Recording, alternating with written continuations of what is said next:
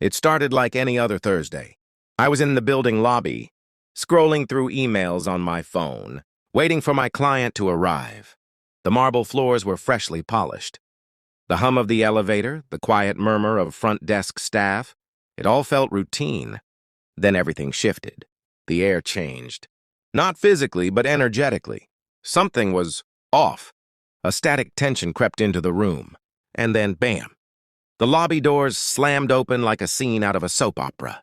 Standing in the entrance was Karen Blake, president of the HOA, unofficial building monitor, and self-declared queen of the community. She wasn't supposed to be anywhere near my job, but there she stood, grinning, radiating smugness. She stomped toward me, clipboard clutched in one hand like a weapon, her stilettos clicking with militant precision. The whole lobby turned to stare. "That's him!" she barked, pointing at me like I was a fugitive. Two uniformed security guards followed behind her, confused but obedient.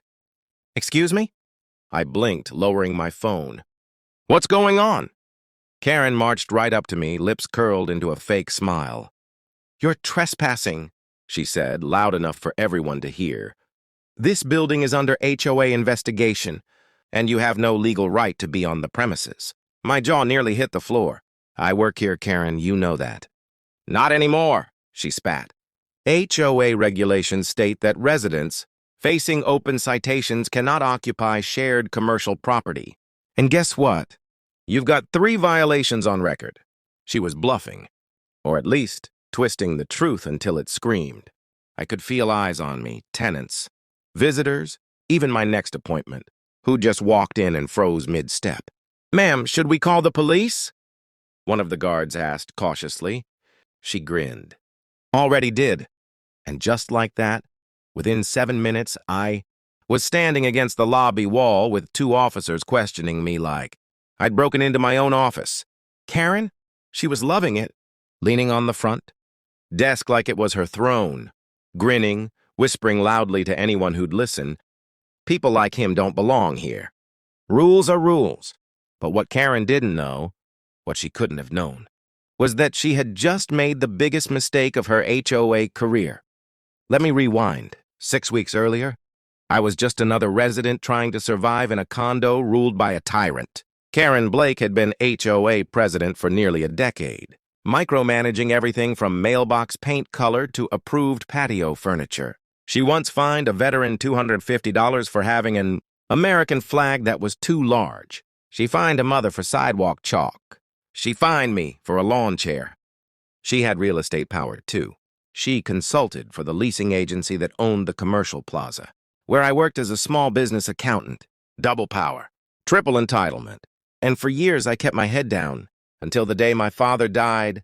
It was sudden, an aneurysm. He left behind one thing, a commercial investment fund. Enough for a down payment on a property, but not just any property. The plaza where my office was located, it had quietly been listed for sale. The owners were retiring and they wanted out fast. So I made my move. I formed a trust, worked with a lawyer to keep my identity off public records. And 2 months ago, I became the silent buyer of 49% of the plaza, quietly, partnering with a group of passive investors. The title finalized the same. Day Karen filed her first false complaint against me. At first I said nothing. I wanted to wait, observe, document. Because Karen, she wasn't just aggressive, she was reckless. She had been violating tenant privacy, walking into unlocked offices without knocking, and even installing hidden cameras in the building corridors for safety.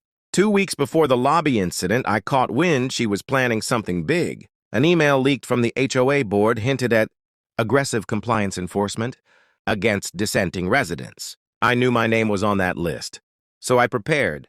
I gave building security a quiet update on the ownership change, just enough to keep me on their radar if anything happened. And I waited. Now flashback to the lobby. 2 police officers, a smug HOA president, and one of the most awkward public takedowns I've ever experienced. "Sir, we need to ask you to vacate the premises until this is resolved," one officer said gently. I didn't argue. I handed over my ID, nodded, and stepped aside. But I also made a phone call. "Yeah, it happened," I told my lawyer. Get the file ready. 10 minutes later, the building's co-owner, my business partner, walked in with the final management documents. "Excuse me, officers," he said calmly, handing them a binder. "We own this building. He's not trespassing. She is." Karen's face twisted. "What? That's a lie! The HOA owns the common areas." "No, ma'am," he said. "You own nothing in this commercial zone. And as of this morning, a restraining order has been filed against you for harassment, defamation, and unauthorized impersonation of authority." Her jaw dropped. The officer read through the documents. Slowly, their demeanor shifted.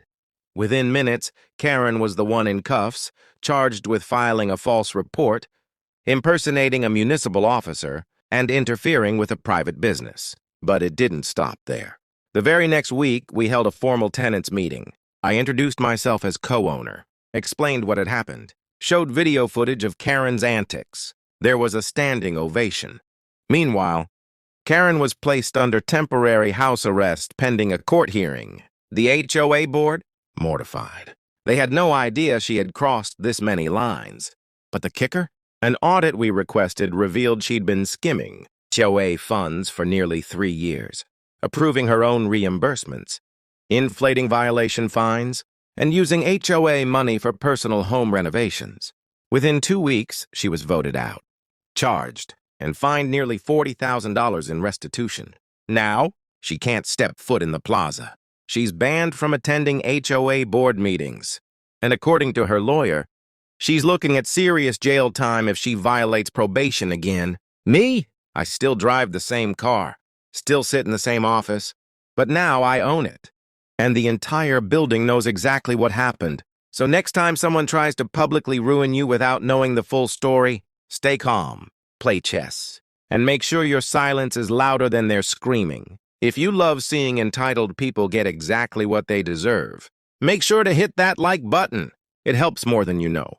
And don't forget to subscribe for more wild stories about neighborhood chaos, HOA disasters, and petty revenge done right. See you in the next one.